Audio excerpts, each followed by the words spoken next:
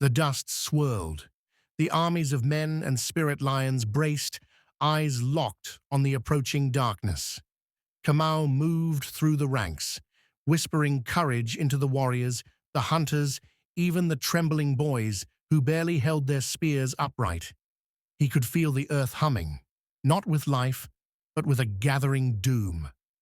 And somewhere within their own people, the infiltrator moved, the man in the tattered cloak, the one whose shadow moved, differently. Kamau could not confront him yet, not without proof, and so he waited, watched, planned. That night, under a sky smothered by smoke, the first attack came, not from outside, but inside. The warriors guarding the sacred fire suddenly turned on their brothers, their eyes blank, mouths whispering in forgotten tongues. Kamau saw it too late. By the time he reached the center, 4 men lay dead, and the sacred fire had been snuffed out. The man in the cloak stepped into the circle of ashes. Now Kamau could see his true form, skin pale as bone dust, eyes black, without whites, and where his heart should have been, there was a hollow pit, pulsing with a faint, sickly light. "I am Matakuzi," he said, voice like knives scraping stone, general of the forgotten, heir to the true savannah.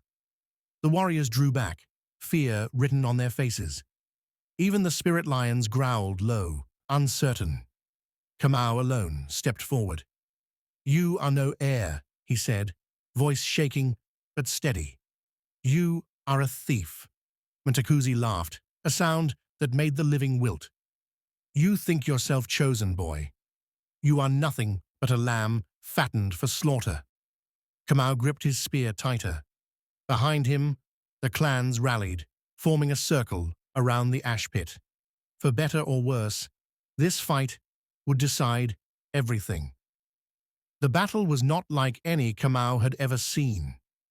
Matakuzi moved faster than thought, a blur of shadow and smoke. Every strike Kamau made passed through half-real flesh. Every roar of the spirit lions was swallowed by unnatural silence. But Kamau was not just fighting with muscle. He fought with memory, with blood, with the silent strength of every ancestor who had ever walked the Serengeti. Mfalme's voice burned in his mind. "Use the earth. Use the breath of the land." Kamau slammed the butt of his spear into the ground. The earth answered. Vines burst from the soil, binding Matakuzi's legs.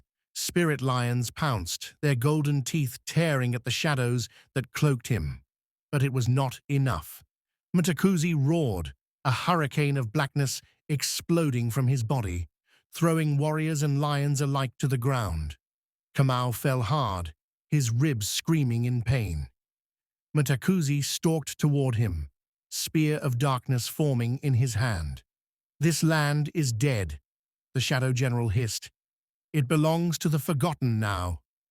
Kamau's vision blurred. His fingers found the ancient spear, but he knew. It wasn't strength that would win this fight. It was faith. He drove the spear into the earth again, deeper this time, and called, not to the spirits, not to the warriors, to the land itself. The ground split open. A surge of blinding golden light burst from the cracked soil. Matakuzi shrieked as the light seared him, burning away the shadows, revealing what he truly was, a broken thing, hollow and twisted by centuries of hatred. Kamau rose. "You forgot," he said, voice calm. "The land remembers."